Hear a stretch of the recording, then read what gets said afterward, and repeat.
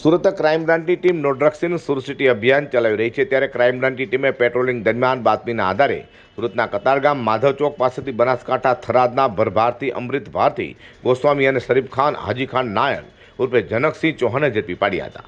તેઓની ઝડપી લેતા તેઓ પાસેથી 26,86,000 રૂપિયાની કિંમતનો એમડી ડ્રગ્સનો જથ્થો મળી આવ્યો હતો, જેથી પોલીસે તેઓ પાસેથી એમડી ડ્રગ્સ, મોબાઈલ ફોન, રોકડા રૂપિયા, લેપટોપ સહિત 27,77,000થી વધુની મત્તા કબજે કરી હતી અને આરોપીની પૂછપરછ કરતા એમડી ડ્રગ્સ રાજસ્થાનમાં લાવી હોવાની કબૂલાત કરી હતી। હાલ ક્રાઇમ બ્રાન્ચે બંનેની ધરપકડ કરી વધુ તપાસ હાથ ધરી છે। ક્રાઇમ બ્રાન્ચના police inspector KI Modi, PSI PM વાળા અને વિશાલ ધનગડ નાઓને એક બાતમી મળી હતી કે કતારગામ પીપલ 4 રસ્તા માધવ ચોક પાસે બે ઇસમો એમડી ડ્રગ્સની ડિલિવરી કરવા આવનાર છે।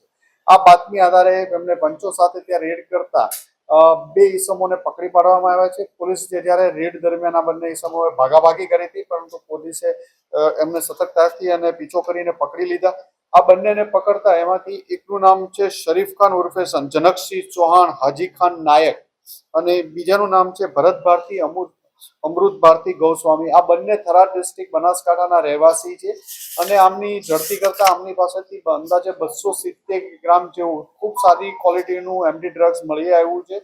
આમની પૂછપરછ કરતા આ ડ્રગ્સ એ લોકો રાજસ્થાનથી લાવ્યા હતા અને અહીંયા કોઈને દેવાના હતા। આ લોકોની પૂછપરછ ચાલુ છે।